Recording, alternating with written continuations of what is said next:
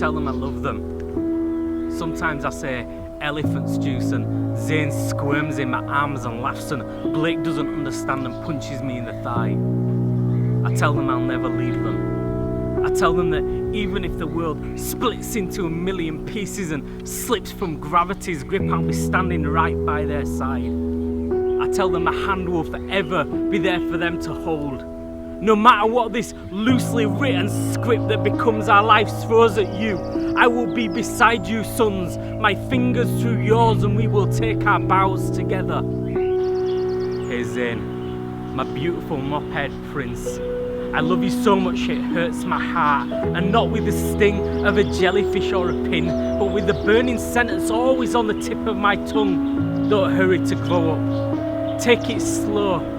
Enjoy the way a day can stretch over the horizon, because this is your kingdom, kid, and one day I tell him you'll have to take off that crown. So while you're still king, obey the road signs that say slow down.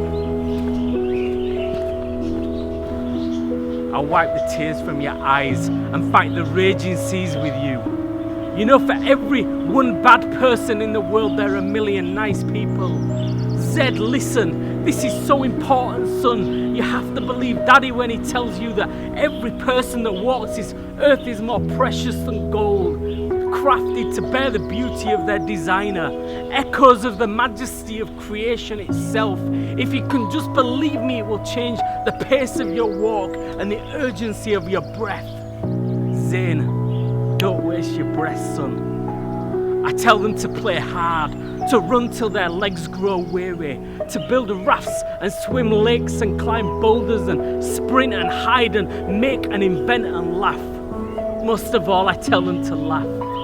I tell them to get dirty often and never be afraid to make mistakes.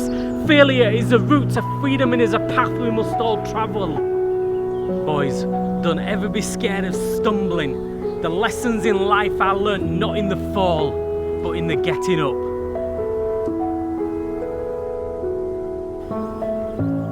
Hey Blake, my darling Blakey, you were born while Daddy was on the amble of life.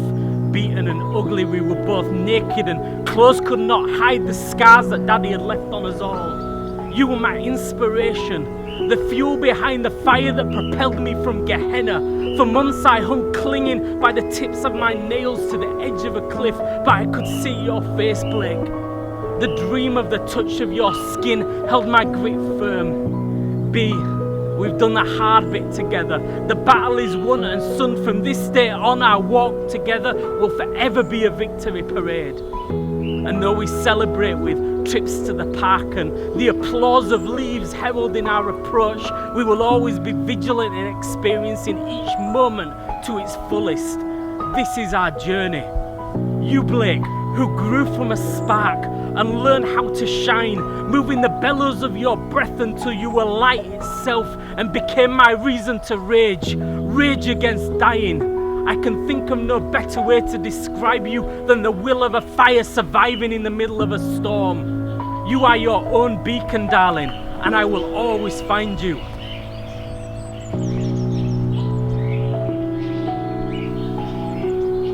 I tell them love is infinite, as if they were an equation in the way I say goodnight to them every evening that will help me keep them from believing they will ever be alone. I tell them to love as often as you can and to spread it thin and never be selfish with your kindness, like a sack of gold that isn't meant to be sold but freely given. And I know these are lessons you've already learned, but the next step in education is not always acquisition but practice. Like the Swiss Army knife I got you last Christmas, it's how you maintain the sharpness of a blade. Remember, son, always push yourself against the grain of self-doubt. Hone your compassion on the stone of indifference and never leave bitterness in control of its thrust. I tell them to be brave, because some days will be harder than others, and on those days look to your brother and remember what I have told you, that the way in which we behave is measured not by our fear of how it will turn out, but the certainty we will overcome it. Because more often than not, then when things seem to be falling apart, maybe they're just falling together on purpose, like a Rubik's Cube that falls out of orbit and becomes colour-coded when it lands. Something in this world will always be unbelievable. So allow for the enigma, allow for the miracles, allow for the marriage of fate to persistence, allow for the glue to set on the pieces of the puzzle where passion collides with destiny. Zane, Blake, you are not a coincidence. Prez screamed like wild hope on the day that you were born, that you would always run down each and every ambition like fugitive dreams. But be gentle, my sons. Do not crush them. Embrace them like the last butterfly of the season, a creature that lives and dies in a single day, knowing only the beauty of its passing. And that beauty was never meant to be caged between the hands of a lover or the lines of a poem. So open your fist and always remember to let it taste freedom. The thing I tell Zane and Blake is most important is cling to life. Hook your fingers in the crack between it until they are bloody. Scream if you have to, but never let go of the things that anchor you. And know that there will always be a rope, thick as a chain, whose links are made up on the promises of your father.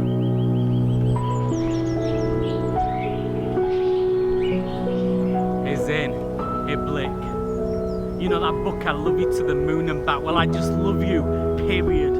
I do not need the moon to remind me that I will love you in the mire and turbulence, at the junction of choices or wrong roads you end up taking. I will love you through each second of today and every tomorrow. And when my heart breaks its final note on this fractured sphere, my love will continue like an echo that gets louder. Know that I am prouder of you each hour I am with you. And no matter what happens between now and the title credits, that you are both and always will be my heroes. Hey Zane. Hey Blake.